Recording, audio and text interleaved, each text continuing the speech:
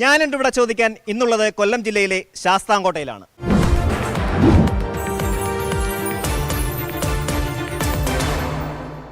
കഴിഞ്ഞ 1/4 നൂറ്റാണ്ടോളമായി ഒരു നാടിൻ്റെ വികസന സ്വപ്നമാണ് ഈ കാണുന്നത് KSRTC ബസ് സ്റ്റേഷൻ. ഒരുപക്ഷെ കേരളത്തിലെ KSRTC ബസ് സ്റ്റേഷൻ ഇല്ലാത്ത ഏക താലൂക്ക് ആസ്ഥാനം ശാസ്താംകോട്ടയാകാം. നമ്മളിന്ന് ചോദിക്കാൻ പോകുന്നത്, ഇന്നറിയാൻ പോകുന്നത് 1/4 നൂറ്റാണ്ടോളമായി ഈ നാടിനെ വഞ്ചിക്കുന്നത് ആരാണ് എന്നാണ്. നമ്മളോടൊപ്പം നിരവധി പേരാണ് ചേരുന്നത്. സാമൂഹിക രാഷ്ട്രീയ രംഗത്തെ പ്രമുഖർ നമുക്കൊപ്പം ചേരുന്നുണ്ട്. ആദ്യമായി ഞാൻ ചോദിക്കുന്നത്, ശാസ്താംകോട്ടയിൽ ഈ 2006 ഈ ബസ് സ്റ്റേഷൻ ഉദ്ഘാടനം ചെയ്തപ്പോൾ ഇതിൻ്റെ ശാസ്താംകോട്ട പഞ്ചായത്തിൻ്റെ പ്രസിഡൻ്റായിരുന്ന വ്യക്തിയാണ്. ഈ നാടിൻ്റെ വികസന സ്വപ്നങ്ങളെ, അല്ലെങ്കിൽ ശാസ്താംകോട്ടയിലെ ഒരു KSRTC ബസ് സ്റ്റേഷൻ എന്ന നാടിൻ്റെ ആവശ്യത്തെ തുരങ്കം വെച്ചതാരാണ്, വഞ്ചിച്ചതാരാണ്? അങ്ങേക്ക് എന്താണ് പറയാനുള്ളത്? KSRTC സ്റ്റാൻഡിൻ്റെ പ്രവർത്തനത്തെ ആരും തുരങ്കം വെച്ചിട്ടില്ല. 2006 ഇവിടെ ഒരു ഓപ്പറേറ്റിംഗ് സെൻറ്റർ ഉദ്ഘാടനം ചെയ്തു. പക്ഷെ അതിൻ്റെ മറ്റ് നടപടിക്രമങ്ങളൊന്നും അന്ന് ആരംഭിച്ചിരുന്നില്ല. ആ സമയത്ത് കരുനാഗപ്പള്ളി സ്റ്റാൻഡിൽ നിന്നാണ് ഒരു ബസ് കൂടെ കൊണ്ടുവന്ന്, എൻ്റെ ഓർമ്മ ഗുരുവായൂർ ബസ്സായിരുന്നു എന്നാണ്. കുറച്ച് ദിവസം സർവീസ് നടത്തിയിട്ട് ആ ബസ് എടുത്തുകൊണ്ട് പോയി. KSRTCയുടെ ബോർഡ് ആ സന്ദർഭത്തിലും ശാസ്താംകോട്ടയിൽ ഓപ്പറേറ്റിംഗ് സെൻറ്റർ ആരംഭിക്കാനും അതിനാവശ്യമായ ബസ്സുകൾ അനുവദിക്കാനും തീരുമാനിച്ചിരുന്നില്ല. കടുത്ത സമ്മർദ്ദം നാട്ടിലുയർന്നു വന്ന ആവശ്യം, ഇതെല്ലാം പരിഗണിച്ചിട്ട് അന്ന് ജനപ്രതിനിധികളെല്ലാം ആവശ്യപ്പെട്ട അടിസ്ഥാനത്തിൽ ഓപ്പറേറ്റിംഗ് സെൻറ്റർ ആരംഭിക്കുക, അതിനുശേഷം ഡിപ്പോ ആരംഭിക്കാമെന്നാണ് ഗവൺമെൻറ് പറഞ്ഞിരുന്നത്. തുടർന്ന് KSRTC ആവശ്യപ്പെട്ടത് ഡിപ്പോ ആരംഭിക്കണമെങ്കിൽ, ഇല്ലെങ്കിൽ ബസ് അനുവദിക്കണമെങ്കിൽ ഗ്യാരേജ് നിർമ്മിക്കാൻ ആവശ്യ സ്ഥലം വേണം. അതിൻ്റെ ഭാഗമായി ശാസ്താംകോട്ട പഞ്ചായത്ത് മുൻകൈ എടുത്ത് മറ്റ് പഞ്ചായത്തുകളെ കൂടി കൂട്ടിയോജിപ്പിച്ചുകൊണ്ട് സമ്പത്ത് കണ്ടെത്തിയിട്ടാണ് അന്ന് 25 ലക്ഷത്തോളം രൂപ ചിലവാക്കിയിട്ട് 1 ഏക്കർ സ്ഥലം ഗ്യാരേജിന് വേണ്ടി വാങ്ങിച്ച് KSRTC കൈമാറി. എന്നാൽ KSRTC സംബന്ധിച്ച് പലപ്പോഴും ബന്ധപ്പെടുമ്പോൾ അവർക്ക് ഇങ്ങനെ ഒരു ഡിപ്പോയോ സെൻറ്ററോ ആരംഭിക്കാൻ യാതൊരു താല്പര്യവും ഇല്ല എന്നുള്ളതാണ് മനസ്സിലാക്കാൻ കഴിഞ്ഞത്. അന്ന് വസ്തുവിൻ്റെ പ്രമാണം കൈമാറാൻ ഞാനും അന്നത്തെ MLA കൂടാണ് പോയത്. അപ്പോൾ അന്നത്തെ MD പറഞ്ഞത്, നിങ്ങൾ ഈ എടുക്കുന്ന സമീപനം ഒരിക്കലും നല്ല ഒരു സമീപനമല്ല. KSRTCക്ക് 50 ലക്ഷം രൂപ പ്രതിമാസം നഷ്ടം വരുത്തും. അതുകൊണ്ട് ഇനിയും ഒരുപാട് പരിശോധിക്കേണ്ടതുണ്ട്. ഞാൻ സ്ഥലത്തിൻ്റെ റെക്കോർഡെല്ലാം മേടിച്ച് വയ്ക്കാമെന്ന് പറഞ്ഞ് വാങ്ങിച്ച് വയ്ക്കുകയാണ് ചെയ്തത്. നിരവധിയായ ഇടപെടൽ പിന്നെ നടത്തിയിട്ടുണ്ട്. KSRTC ഒരിക്കലും ഈ പറഞ്ഞ 10-25 വർഷക്കാലമായി പല സന്ദർഭങ്ങൾ ബന്ധപ്പെട്ടിട്ടും KSRTC നടപ്പാക്കാൻ തയ്യാറായിട്ടില്ല എന്നുള്ളതാണ് വസ്തുത. തീർച്ചയായിട്ടും KSRTC നഷ്ടത്തിലാണ് എന്ന് പറയുന്ന വസ്തുതയുണ്ടെങ്കിൽ പോലും KSRTCക്ക് വിവിധ സ്ഥലങ്ങളിൽ വിവിധ ഡിപ്പോകളും അതുപോലെ പുതിയ ബസ്സുകളും ഒക്കെ വാങ്ങാനുള്ള സൗകര്യങ്ങളുണ്ട്. നമ്മുടെ തൊട്ടടുത്ത മണ്ഡലത്തിൽ പോലും KSRTC പുതിയ ഡിപ്പോ ആരംഭിക്കാനുള്ള ശ്രമങ്ങൾ നടത്തുന്നുണ്ട്. ഞാൻ ഈ ടൗൺ വികസന സമിതി കൺവീനർ എന്ന നിലയ്ക്ക് KSRTCയുമായി ബന്ധപ്പെട്ട് നിരവധി സമരങ്ങൾ നടത്തിയിട്ടുള്ള ദിലീപ് കുമാർ എന്നോടൊപ്പമുണ്ട്. അങ്ങേക്ക് എന്താണ് പറയാനുള്ളത്? കാരണം അങ്ങ് ഒരു ജനപ്രതിനിധിയായിരുന്നു. 2006 ഈ ഡിപ്പോ ഉദ്ഘാടനം ചെയ്തപ്പോൾ അങ്ങ് ഇതിന് നല്ല ഇടപെടൽ നടത്തിയ ഒരു വ്യക്തിയാണ്. എന്ത് തോന്നുന്നു, ഈ നാട്ടിലെ ജനങ്ങളെ വഞ്ചിച്ചത് ആരാണെന്ന് തോന്നുന്നു? താലൂക്ക് ആസ്ഥാനം എന്ന നിലയിൽ ശാസ്താംകോട്ടയിൽ ഒരു KSRTC ബസ് ഡിപ്പോ ആവശ്യമാണ് എന്ന് അന്ന് വ്യാപാരികളുടെ ഒരു സ്വപ്നമായിരുന്നു. ആ സ്വപ്നത്തിനൊപ്പം ഇവിടുത്തെ നാട്ടുകാരും അതുപോലെ തന്നെ സാംസ്കാരിക സംഘടനകളുമൊക്കെ ഒത്തുചേർന്നാണ് ഇങ്ങനെ ഒരു ആശയം കൊണ്ടുവന്നത്. അന്ന് ബഹുമാനപ്പെട്ട അന്നത്തെ പഞ്ചായത്ത് അതിന് അനുകൂലമായി നിലപാടെടുക്കുകയും ഈ ചന്തയുടെ ഏകദേശം 2 ഏക്കറോളമുള്ള ഈ ചന്തയുടെ ഒരു ഭാഗം ബ്ലോക്ക് നമ്പർ 14-1-ൽപ്പെട്ട 28.56 സ്ഥലം നമ്മുടെ ഈ KSRTC ബസ് ഡിപ്പോ തുടങ്ങുന്നതിന് വേണ്ടി കൈമാറുന്നതിന് തീരുമാനിച്ചു. അങ്ങനെ ഇവിടെ ശാസ്താംകോട്ടയിൽ KSRTC ബസ് ഡിപ്പോ ആരംഭിക്കാം എന്ന് തീരുമാനിച്ചപ്പോൾ ഒരു മറുവിഭാഗം ശാസ്താംകോട്ട അല്ല വേണ്ടതെന്നും ഭരണിക്കാവിൽ അവിടെ പഞ്ചായത്തിൻ്റെ പ്രാദേശികവാദം ഉയരുകയും ഇവിടെ ദിവസങ്ങളോളം 2 ഭാഗത്തും ഭരണിക്കാവിലും ശാസ്താംകോട്ടയിലും സമരങ്ങളും അതുപോലെ തന്നെ ഹർത്താലുകളും ഒക്കെ സംഘടിപ്പിച്ചു. തുടർന്ന് ഇവിടെ മാസങ്ങളോളം നീണ്ടുനിന്ന നിരാഹാരം ഉൾപ്പെടെയുള്ള സമരങ്ങൾ നടന്നു. അതിനുശേഷം കോടതിയിൽ കേസുകളായി. അങ്ങനെ വ്യാപാരികളാണ് ഇവിടെ ഈ കാണുന്ന, നമ്മുടെ പിന്നിൽ കാണുന്ന ഈ കെട്ടിടം KSRTCക്ക് വേണ്ടി നിർമ്മിച്ചു നൽകിയത്. അങ്ങനെ 2004 ഇത് നിർമ്മാണം നടത്തിയതിന് ശേഷവും ഇത് ഉദ്ഘാടനം ചെയ്യാതെ ഇത് നീണ്ടുപോയപ്പോഴാണ് വീണ്ടും ഒരു സമരം ഉണ്ടാവുകയും അങ്ങനെ ഇതുവഴി പോയ വിതുര ഫാസ്റ്റ് വ്യാപാരി വ്യവസായികളും നാട്ടുകാരും എല്ലാം ചേർന്ന് ഇവിടെ ഈ ഇതിനകത്തേക്ക് ബലമായി പിടിച്ചു കയറ്റി മാലയൊക്കെ ഇട്ട് സ്വീകരിച്ച് ഒരു ജനകീയമായ ഒരു ഉദ്ഘാടനം നടത്തുകയും ചെയ്തു. എന്നാൽ പിന്നീട് ഈ ഒരു ഓപ്പറേറ്റിംഗ് സെൻറ്റർ എന്ന നിലയിൽ ബസ്സുകൾ ഇതുവഴി കയറിപ്പോയി എന്നുള്ളതാണ്. അന്നത്തെ UDF സർക്കാരിൻ്റെ കാലത്താണ് ഇത് ഉദ്ഘാടനം ചെയ്യപ്പെട്ടത്. അന്ന് MP ആയിരുന്ന തെന്നല ബാലകൃഷ്ണമുള്ള അന്നത്തെ ഗതാഗത വകുപ്പ് മന്ത്രി ശക്തൻ ഇവരെല്ലാം ഇരുന്ന വേദിയിലാണ് ഇത് ഓപ്പറേറ്റിംഗ് സെൻറ്റർ അല്ല, ഇതൊരു ബസ് ഡിപ്പോ ആയി പ്രഖ്യാപിക്കുന്നു എന്ന് അദ്ദേഹം ഇവിടെ പറഞ്ഞത്.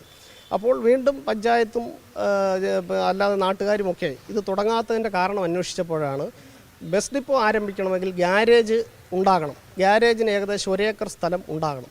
അങ്ങനെ വിവിധ തൊട്ടടുത്ത താലൂക്കിലെ സമീപത്തെ വിവിധ പഞ്ചായത്തുകളുടെ ഫണ്ടുകളും ശേഖരിച്ചാണ് 1 ഏക്കർ സ്ഥലം കണ്ടെത്തി അവിടെ അനുയോജ്യമായ കെട്ടിടവും നിർമ്മിച്ച് നൽകിയതിന് ശേഷവും ഒരു യോഗത്തിലാണ് അറിയാൻ കഴിഞ്ഞത് ഇത് KSRTCക്ക് ഈ സ്ഥലം കൈമാറ്റം ചെയ്യപ്പെട്ടിട്ടില്ല എന്നുള്ളത്.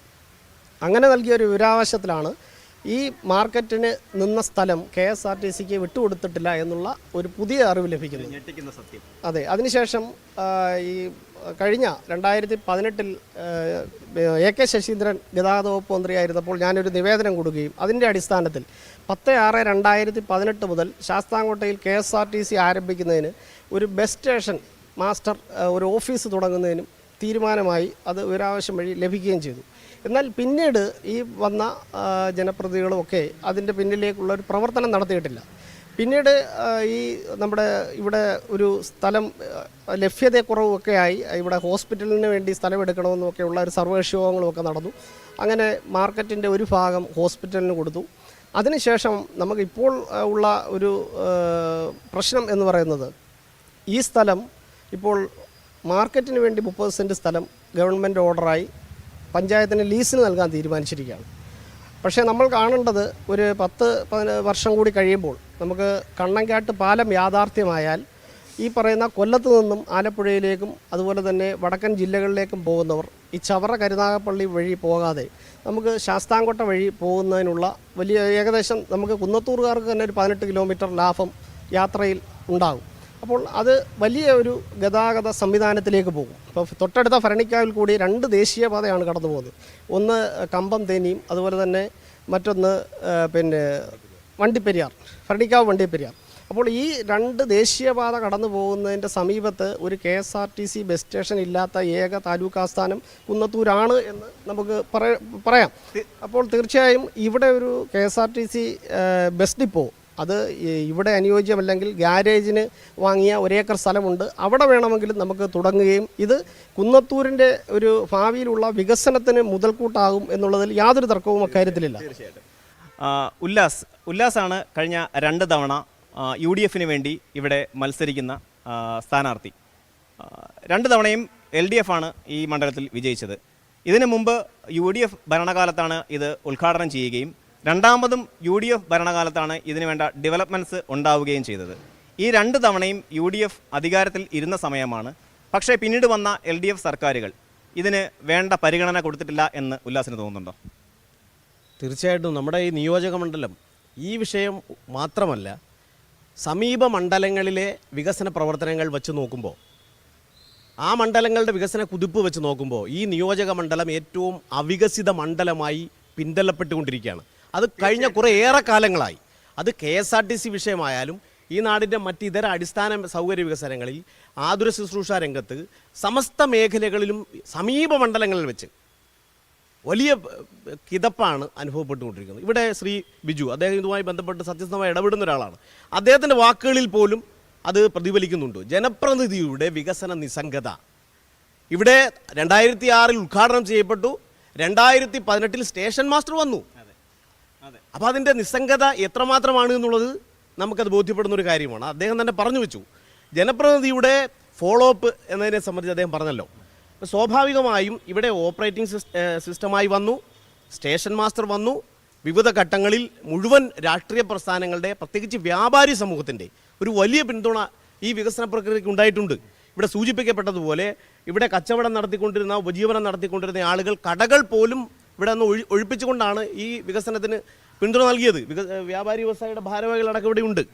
സ്വാഭാവികമായും ഇത് ഒരു സങ്കുചിത രാഷ്ട്രീയം എന്നതിനും അപ്പുറം ഈ നാടിൻ്റെ മുന്നോട്ടുള്ള കുതിപ്പിന് ആവശ്യമായിട്ടുള്ള വളരെ പ്രധാനപ്പെട്ട ഒരു വികസന പ്രക്രിയയാണ്. ഇവിടെ സാധ്യമാകുന്ന അല്ലെങ്കിൽ സാധ്യതയുള്ള വികസന പ്രവർത്തനങ്ങൾക്ക് പിന്തുണ നൽകുവാൻ, അതിനോടൊപ്പം നിൽക്കുവാൻ ഈ നാട്ടിലെ ജനപ്രതിനിധി MLA തയ്യാറാകുന്നില്ല എന്നുള്ള ഗുരുതരമായ ഒരു ആരോപണമാണ് ഞാൻ മുന്നോട്ട് വെക്കുന്നത്. ഇവിടെ പറഞ്ഞല്ലോ, കൊല്ലം തേനി, കൊല്ലം വണ്ടിപ്പെരിയാർ, ഭരണിക്കാവ് വണ്ടിപ്പെരിയാർ, ഇതൊക്കെ ഈ നിയോജക മണ്ഡലങ്ങളെ സ്പർശിച്ച് കടന്നു പോകുന്നതാണ്. സ്വാഭാവികമായും വരാൻ പോകുന്ന നാളുകളിൽ വലിയ ഗതാഗത സൗകര്യങ്ങളോടുകൂടി നമ്മുടെ പൊതുസമൂഹം മൊത്തത്തിൽ മാറുമ്പോൾ ഈ താലൂക്ക് വളരെ പിന്നോട്ടേക്ക് കിതയ്ക്കുകയാണ്. ആ കിതപ്പാണ് മൊത്തത്തിൽ. സത്യത്തിൽ ഇവിടെ ആദ്യം ഇവിടെ പറഞ്ഞു, ശങ്കരപിള്ള ചേട്ടൻ ഇവിടെ സൂചിപ്പിച്ചു, ഇവിടെ അനുബന്ധമായി ഗ്യാരേജ് വേണമെന്ന് പറഞ്ഞു. എല്ലാവരും ഒരുപോലെ കൈകോർത്തു. ശൂരനാട് വടക്ക് പഞ്ചായത്ത് ഒഴികെ ബാക്കി മുഴുവൻ പഞ്ചായത്തുകളും ഇതിന് വലിയ പിന്തുണയാണ് ആ കാലഘട്ടത്തിൽ നൽകിയത്. അവരുടെ എല്ലാം ഫണ്ടിൽ നിന്നും തുക എടുത്ത് ഏകദേശം 2.5 കോടി രൂപയോളം, വസ്തു വാങ്ങുന്നതുൾപ്പെടെ 2.5 കോടി രൂപയോളം ചിലവഴിച്ച് ഇവിടെ സമീപത്ത് ഇന്ന് അവിടെ പട്ടികളുടെ വന്ധ്യംകരണ കേന്ദ്രമായി ഇന്ന് ഗ്യാരേജ് മാറി. ആഡംബര ഹോട്ടലിൻ്റെ പാർക്കിംഗ് ഏരിയയായി ആ ഗ്യാരേജ് മാറി. അത് ഈ മണ്ഡലത്തിൻ്റെ, നിയോജക മണ്ഡലത്തിലെ MLAയുടെ, ജനപ്രതിനിധിയുടെ ഗുരുതരമായ വികസന നിസ്സംഗതയുടെ ഏറ്റവും പ്രത്യക്ഷ ഉദാഹരണമാണ് ഈ KSRTC.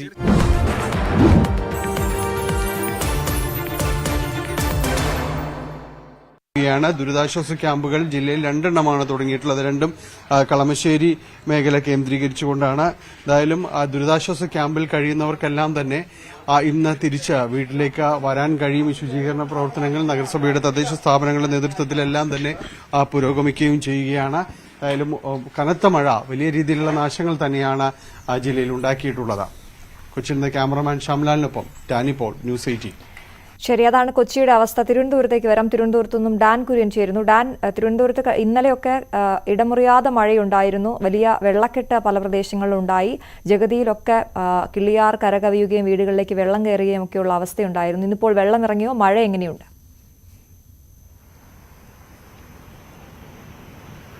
അശ്വതി, ഇന്നലത്തേതിന് സമാനമായ തരത്തിൽ അതിശക്തമായ മഴ ഇന്ന് ഇല്ല.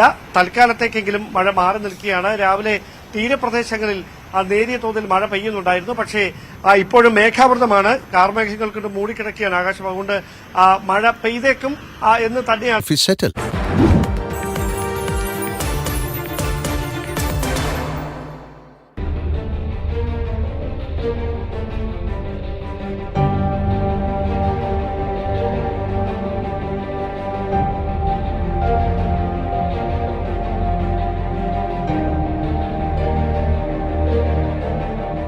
ഞാൻ അങ്ങയിലേക്ക് വീണ്ടും വരാനുള്ളൊരു കാരണമുണ്ട്. ഉല്ലാസ് സൂചിപ്പിച്ചതുപോലെ നമ്മുടെ MLA, ഞാൻ പലതവണ അദ്ദേഹത്തെ വിളിച്ചു.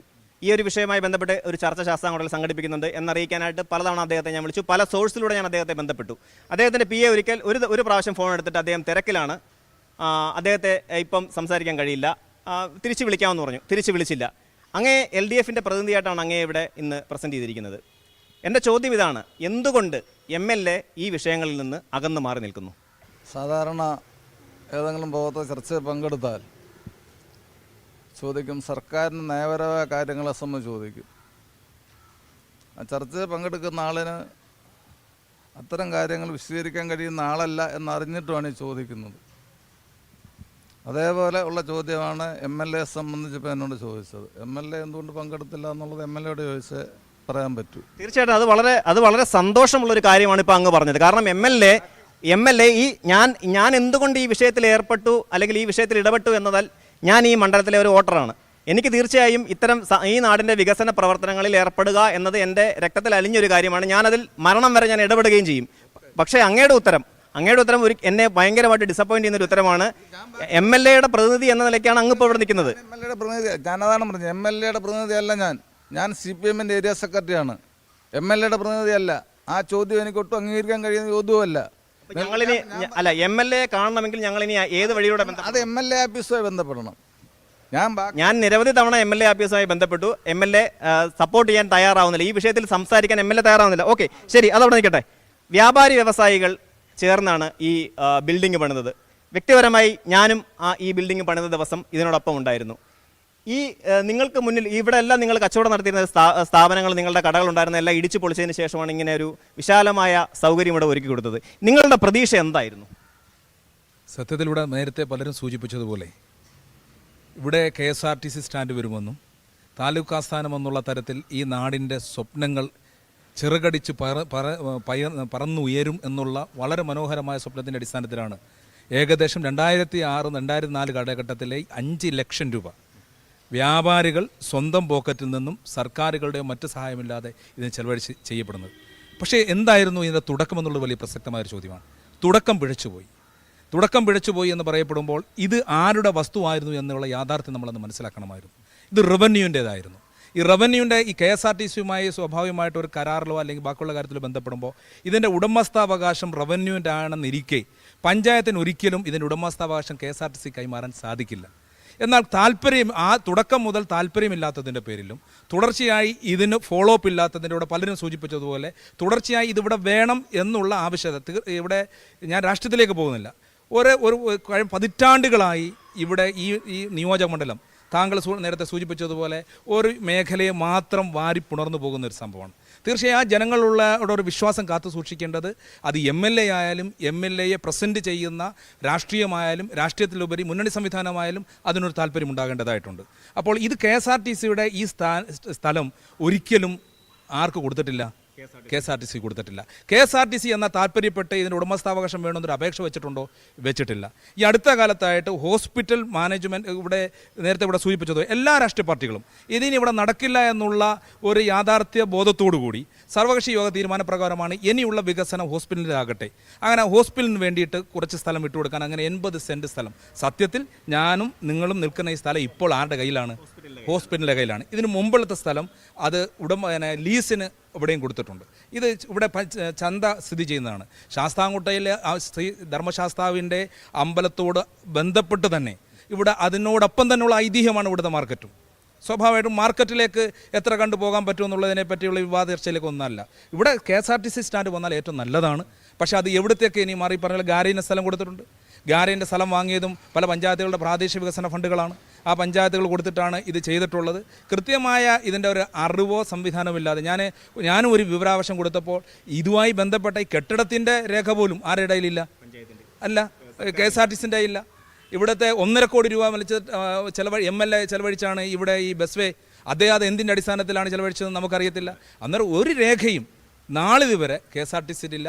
അത് ഗവൺമെൻറ്റിൻ്റെ ഭാഗത്തു നിന്ന് ഇത് ഇവിടെ നടക്കില്ല എന്ന് ബോധ്യപ്പെട്ടപ്പോഴാണ് എന്ത് ചെയ്തത്, ഇത് ഹോസ്പിറ്റലിന് വേണ്ടിയിട്ട് ഹോസ്പിറ്റലെങ്കിലും ഈ നാട്ടിലെ സാധാരണക്കാരൻ പാവപ്പെട്ടവന് ഇവിടെ ചികിത്സയും ബാക്കിയുള്ള കാര്യം ലഭിക്കണമെന്നുള്ളതിൻ്റെ അടിസ്ഥാനത്തിൽ. അപ്പോൾ KSRTCക്ക് വീണ്ടും ചാൻസ് ഉണ്ടെങ്കിൽ തീർച്ചയായും അതിന് മറ്റ് സ്ഥലങ്ങൾ ഇവിടെ തന്നെയുണ്ട്. ഏക്കറണക്കിന് പുറമ്പോക്കുകളാണ് ഓരോരുത്തരുടെ കയ്യിലും ബാക്കിയുള്ള കാര്യങ്ങളൊക്കെ നിൽക്കുന്നത്. അതൊക്കെ പറയുമ്പോൾ ഇവിടെ പറഞ്ഞല്ലോ, ഇവിടെ ഒരു കുടുംബം ഒരുപാട് പേർക്ക് തൊഴിൽ കൊടുക്കുന്ന ഒരുപാട് കുടുംബങ്ങൾ നിന്ന് പോയിരുന്ന ഇവിടെ പഞ്ചായത്തിൻ്റെ കോംപ്ലക്സ് അത് ഹമീദ് കുട്ടിയുടെ കാലത്ത് പഞ്ചായത്ത് പ്രസിഡൻ്റായിരുന്ന കാലഘട്ടത്താണ് ഈ പറയപ്പെട്ട പല വികസന പ്രവർത്തനങ്ങൾ ഇവിടെ വന്നിട്ടുള്ളത്. അതിനുശേഷം നാന്ദിയായി കാണിക്കുവാൻ മറ്റ് കെട്ടിടങ്ങൾ പോലും ഇവിടെ ഇല്ല എന്നുള്ളതാണ്. അതെല്ലാം പൊളിച്ചിട്ട് അതെല്ലാവരും അവർ സഫർ ചെയ്തത് പക്ഷേ ഇന്നത് ഇല്ലാതാകുന്ന ഒരു സാഹചര്യത്തിലാണ് ഇന്ന് നിൽക്കുന്നത്. നമ്മൾ കണ്ണടച്ചിരുട്ടാക്കിയിട്ട് കാര്യമില്ല. ഇതിൻ്റെ ഇനി സാധ്യത എത്ര കണ്ട് എന്നുള്ളത് നമ്മൾ പരിശോധിക്കപ്പെടേണ്ടതാണ്. ഈ നമ്മുടെ ശാസ്താംകോട്ടയിലെ പല വികസന പ്രവർത്തനങ്ങളുമായി ബന്ധപ്പെട്ട് സോഷ്യൽ മീഡിയയിൽ നിരന്തരം സജീവമായിരിക്കുന്ന ഒരു വ്യക്തിയാണ്. അതായത് നമ്മുടെ KSRTC ബസ് സ്റ്റേഷൻ്റെ കാര്യത്തിനായാലും ശരി, അതുപോലെ ഇതുവഴി ഓടിയിരുന്ന ബസ്സുകളുടെ കാര്യത്തിനായാലും ശരി, നിരന്തരം ശബ്ദമുയർത്തുന്ന ഒരാളാണ്. ഈ നാടിൻ്റെ ഈ വികസനം കാണാൻ കഴിയും, അല്ലെങ്കിൽ ഈ നാട് ഇവിടെ ഒരു KSRTC ബസ് സ്റ്റേഷൻ വരുന്നതിന് മുമ്പ് വന്നു കഴിഞ്ഞ് ഞാൻ മരിക്കൂ എന്ന് തോന്നുന്നുണ്ടോ? കാര്യം ദീർഘവീക്ഷണമില്ലാത്ത പ്രവർത്തനമാണ് ശാസ്താംകോട്ടയിൽ നടന്നുകൊണ്ടിരുന്നത്. ഈ നിൽക്കുന്ന KSRTCയുടെ സ്ഥലം ആരുടേതാണ് എന്നുള്ളതാണ് ഇപ്പോൾ ബലമായ സംശയം. അത് റവന്യൂവിൻ്റെ ആണോ ശാസ്താംകോട്ട ഗ്രാമപഞ്ചായത്തിൻ്റെ ആണോ എന്നുള്ളതാണ് മെയിൻ പ്രശ്നം. ഭാവിയിൽ വരാൻ പോകുന്ന ശാസ്താംകോട്ടയുടെ വികസനം, തൊട്ടടുത്ത കണ്ണങ്കാട്ട് പാലം, അതാണ് നമ്മൾ മുന്നിൽ കാണുന്ന ഒരു വികസനം. ഇതുവഴിയുള്ള യാത്ര പല സ്ഥലങ്ങൾ, കോട്ടയം, ആലപ്പുഴ, അതുപോലെ വടക്കൻ മേഖലകളിൽ നിന്നൊക്കെ തിരുവനന്തപുരത്തേക്ക് പോകാനുള്ള എളുപ്പമാർഗം ഈ റോഡാണ്. അപ്പോൾ ഇതിനിടയിൽ ഒരു അവികസിത മണ്ഡലമാണ് യഥാർത്ഥത്തിൽ ഉല്ലാസ് കോവൂർ പറഞ്ഞതുപോലെ കുന്നത്തൂർ. ആരും ശ്രദ്ധിക്കപ്പെടാം. തൊട്ടടുത്തുള്ള എല്ലാ മണ്ഡലങ്ങളും വളരെ വികസനങ്ങൾ മുന്നേറിയപ്പോഴും കുന്നത്തൂർ പിന്നോട്ട് തന്നെ പോയിരിക്കുകയാണ്. ഇവിടെ ഒരു വികസനവും ഇല്ല. സത്യത്തിൽ ഇവിടെ നമുക്ക് തന്ന ഓപ്പറേറ്റിംഗ് സെൻ്റർ എങ്കിലും ഇനി വേണം എന്നുള്ളതാണ് നമ്മുടെ ആവശ്യം, ഈ നാടിൻ്റെ ആവശ്യം. അതാണ് തീർച്ചയായിട്ടും ഇതൊരു ഒരു ജനകീയ വിഷയം എന്നതിനപ്പുറം രാഷ്ട്രീയമായ ചില ഇടപെടലുകളും ഇതിനകത്തുണ്ട്. ഒരു മുന്നണി ഭരിച്ചപ്പോൾ ഇത് ഉദ്ഘാടനം ചെയ്തു, മറ്റു മുന്നണി ഭരിച്ചപ്പോൾ ഇതിന് വേണ്ട ഒരു പ്രവർത്തനങ്ങളും നടത്തിയിട്ടില്ല. ഈ KSRTC ഡിപ്പോ ജനങ്ങൾക്ക് വേണ്ടി സൗകര്യപ്രദമായ ഉപകാരപ്പെടുന്ന രീതിയിൽ ഇത് ഓപ്പറേറ്റ് ചെയ്യാൻ സാധിച്ചിട്ടില്ല. BJPയുടെ നേതാവ് എന്ന നിലയ്ക്ക് എന്താണ് ഈ നാട്ടിൽ സംഭവിക്കുന്നതെന്ന് തോന്നുന്നു? ഇവിടെ എല്ലാവരും പറഞ്ഞ കാര്യങ്ങൾ തന്നെയാണ് എനിക്കും പറയാനുള്ളത്. പക്ഷേ അതിൽ കുറച്ചുകൂടെ വിഭിന്നമായ ഒരു അഭിപ്രായമാണ് എനിക്കുള്ളത്. കാരണം ആർജവത്തോടെ എടുക്കുന്ന തീരുമാനങ്ങൾ മാത്രമേ ഏത് പ്രവൃത്തിയിലായാലും നടപ്പിലാക്കാൻ സാധിക്കൂ എന്നുള്ളതാണ് അത് യാഥാർത്ഥ്യം. അതിവിടെ നടന്നിട്ടുള്ള കാര്യങ്ങൾ MLAയുടെ ഇടപെടൽ ഉണ്ടായിട്ടുണ്ട്. എല്ലാവരും ഇവിടെ സൂചിപ്പിച്ചു MLAയുടെ ഇടപെടൽ ഉണ്ടായിട്ടുണ്ട്. പക്ഷേ ഈ MLA തന്നെ പറഞ്ഞു ഇത് യാഥാർത്ഥ്യമാകാൻ പറ്റത്തില്ല. അങ്ങനെയാണെങ്കിൽ എൻ്റെ ചോദ്യം, എന്തുകൊണ്ട് അദ്ദേഹത്തിൻ്റെ വികസന ഫണ്ടിൽ നിന്ന് 1.5 കോടി രൂപ ഈ ഇല്ലാത്ത സ്റ്റേഷന് വേണ്ടി ചെലവഴിച്ചു? ഇത് ഇവിടുത്തെ സാധാരണക്കാരൻ്റെ പണമല്ലേ? ഇതെന്തുകൊണ്ട് അദ്ദേഹം ഉത്തരം പറയാതെ മാറി നിൽക്കുന്നു? എന്തുകൊണ്ട് ശാസ്താംകോട്ട വ്യാപാരി വ്യവസായ സുഹൃത്തുക്കൾ അവരുടെ ഫണ്ട് ഉപയോഗിച്ച് അന്നത്തെ കാലത്ത് 5 ലക്ഷം രൂപ നിർമ്മാണ ചെലവ് വന്നിട്ടുള്ളതാണ് ഈ ബസ് സ്റ്റാൻഡിൽ നമ്മുടെ പുറയിൽ കാണുന്ന ഈ കെട്ടിടം. ഇതാരാണ് ഇതിന് ഇവർക്ക് നീതി കൊടുക്കേണ്ടത്? ആരാണ് ഇതിന് ഉത്തരവാദി? ആരോടാണ് ഇത് ചോദിക്കേണ്ടത്? ഇത് നാഥനില്ലാത്ത ഒരു കളരിയായിട്ട് കുന്നത്തൂരിനെ കൊണ്ടെത്തിച്ചിരിക്കുന്നു എന്ന് പറയാൻ ഞാൻ ഈ അവസരം ഉപയോഗിക്കുകയാണ്. കാരണം എന്ന് പറഞ്ഞാൽ ഏറ്റവും കൂടുതൽ വികസനം ഉണ്ടാകുന്ന ഒരു പ്രദേശമായി മാറാൻ പോവുകയാണ് ഈ മൺട്രോത്തുരുത്ത് പാലം വരുന്നതോടുകൂടി തന്നെ. അപ്പോൾ ശാസ്താംകോട്ടയിൽ ഇപ്പോൾ ആസ്ഥാനമായിട്ടുള്ള ശാസ്താംകോട്ട ഈ ബസ് സ്റ്റാൻഡ് പ്രവർത്തിക്കാൻ നടക്കില്ല എന്ന് KSRTCയുടെ അതിൻ്റെ രേഖകളില്ല, പഞ്ചായത്തിൻ്റെ കയ്യിലില്ല. ഇത് റവന്യൂ പുറമാക്കുകയാണെന്ന് പറയപ്പെടുന്നു. ഇപ്പോൾ അത് ഗവൺമെൻറ് ഏറ്റെടുത്ത് പഞ്ചായത്തിന് ലീസിന് കൊടുത്തു എന്നും പറയപ്പെടുന്നു. ഇത് ആരുടെ അനുവാദത്തോടു കൂടിയാണ്? ആരാണ് ഇതിന് ഉത്തരവാദി? ഇവിടുത്തെ സാധാരണക്കാരായിട്ടുള്ള ആളുകളെ വിഡ്ഢികളാക്കുന്ന പ്രവർത്തികളാണ് നടന്നുകൊണ്ടിരിക്കുന്നത്. തീർച്ചയായിട്ടും ഈ ഒരു ചോദ്യത്തിന് അങ്ങ് തീർച്ചയായിട്ടും ഉത്തരം പറയേണ്ടതുണ്ട്. എന്താണ് ശരിക്കും പറഞ്ഞാൽ ഈ സംഭവിക്കുന്നത്? അല്ല, ഉത്തരം പറയുമ്പോൾ എനിക്ക് അതിന് മുമ്പ് വന്ന ചില വിഷയങ്ങളൂടെ പറയണം. ഒന്ന്, മണ്ഡലത്തിൻ്റെ വികസനം. ഞാനിതിനെ ഒരു രാഷ്ട്രീയ ചർച്ചയായി കാണണമെന്ന് ഉദ്ദേശിച്ചല്ല ആദ്യം അഭിപ്രായം പറഞ്ഞത്. മണ്ഡലത്തിൽ മറ്റ് മണ്ഡലങ്ങൾ നടക്കുന്നവരുള്ള എല്ലാ വികസനത്തിനോട് നടക്കുന്നുണ്ട്. MLA അതിനകത്ത് സജീവം ഇടപെടുന്നുണ്ട്. ഇപ്പോൾ ഇവിടെ സൂചിപ്പിച്ച ഭാവിയിൽ വലിയ വികസന സാധ്യത ഉണ്ടാക്കും എന്ന് പറഞ്ഞാൽ കണ്ണങ്കാട്ട് പാലം അടക്കം വരുന്നത് MLAയുടെ ഇടപെടലിൻ്റെ ഭാഗമായിട്ടാണ് എന്നുള്ളത് നമ്മൾ കാണണം. പിന്നെ KSRTCയുടെ കാര്യത്തിൽ ഇവിടെ ഇപ്പം നൗഷാദ് സൂചിപ്പിച്ചു. ഇത് തുടക്കത്തിൽ തന്നെ ഈ റവന്യൂവിൻ്റെ വസ്തുവാണിത്. അന്ന് പഞ്ചായത്ത് ഭരണസമിതിക്കും അതിനെ സംബന്ധിച്ച് യഥാർത്ഥത്തിൽ പഞ്ചായത്തിൻ്റെ മേൽനോട്ടത്തിലായിരുന്നു 2.5 ഏക്കർ വസ്തു. അപ്പോൾ അതിന് പഞ്ചായത്തിന് കൊടുക്കാൻ കഴിയുമെന്ന ധാരണയിലാണ് പഞ്ചായത്ത് ഒന്ന് കൈമാറി തീരുമാനം എടുത്തു കൊടുത്തു. പക്ഷേ ആ തീരുമാനത്തിന് യാതൊരു പ്രസക്തിയുമില്ല. KSRTC തുടർന്ന് ഇവിടെ കെട്ടിടം പണിഞ്ഞ് വ്യാപാരി വ്യവസായികൾ കൈമാറി. എന്നാൽ അതിനെ തുടർന്ന് ഈ വസ്തു കൈമാറാൻ വേണ്ടി KSRTC ആണ് അപേക്ഷ കൊടുക്കേണ്ടത്. ഇപ്പോൾ ആശുപത്രിയാണ് പിന്നെ റവന്യൂവിന് അപേക്ഷ കൊടുത്തിട്ട് ആശുപത്രി വികസനത്തിന് സ്ഥലം ആവശ്യപ്പെട്ടത്. KSRTC ആവശ്യപ്പെട്ടിട്ടില്ല.